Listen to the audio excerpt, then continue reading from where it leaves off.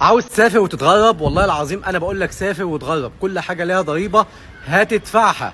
بس انا عاوز اقول لك من الواقع، تعالى وتغرب وانا معاك انك تيجي وتتغرب.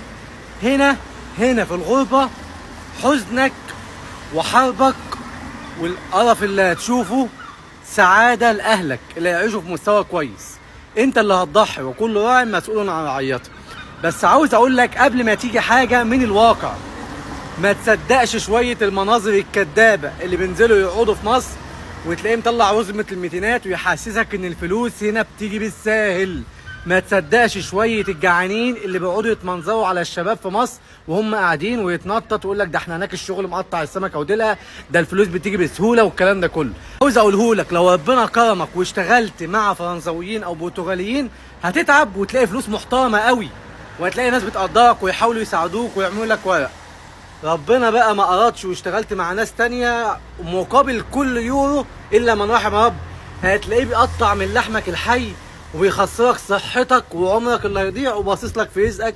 إلا من رحم ربي، دول أقلية بقى، إلا الناس المحترمة اللي عارفة الأصول كويس. لأنك هنا لما بتشتغل مع ابن بلدك وتيجي تقبض آخر الشهر 2000 يورو 1800، بيكون باصص لك كده لسه جاي جديد وبدأت تعمل مبلغ زي ده فيبص لك بالمصري. فخلي بالك من النقط ديت، والفلوس هنا مش بتيجي بالساهل. ركز في النقطة دي، كل حاجة والله هتدفع ضريبتها، مفيش حاجة هتجيلك على طبق من فضة. عاوز اقوله لك كمان مرة، ما تصدقش المناظر الكدابة اللي بتنزل مصر ويفضلوا يتمنظروا على الناس ان الفلوس هنا بتيجي بسهولة، وان هو هنا مش طالع عيني اللي خلفوه، وان هو هنا ما بيصحاش من الساعة 5 الفجر علشان خاطر يروح الشغل، وان هو هنا بيلاقي الفلوس زي ما غيرت علي بابا. كله كذب في كذب في كذب في كذب، عشان في هنا ناس بتيجي مفكره كده بيدخل في ازمه نفسيه. الغربه صعبه جدا جدا جدا جدا جدا، ولكنها حل بديل انك تعيش في مستوى كويس.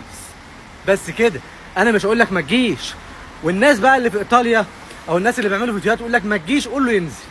اللي يقول لك ما تجيش قول له طب ما تنزل.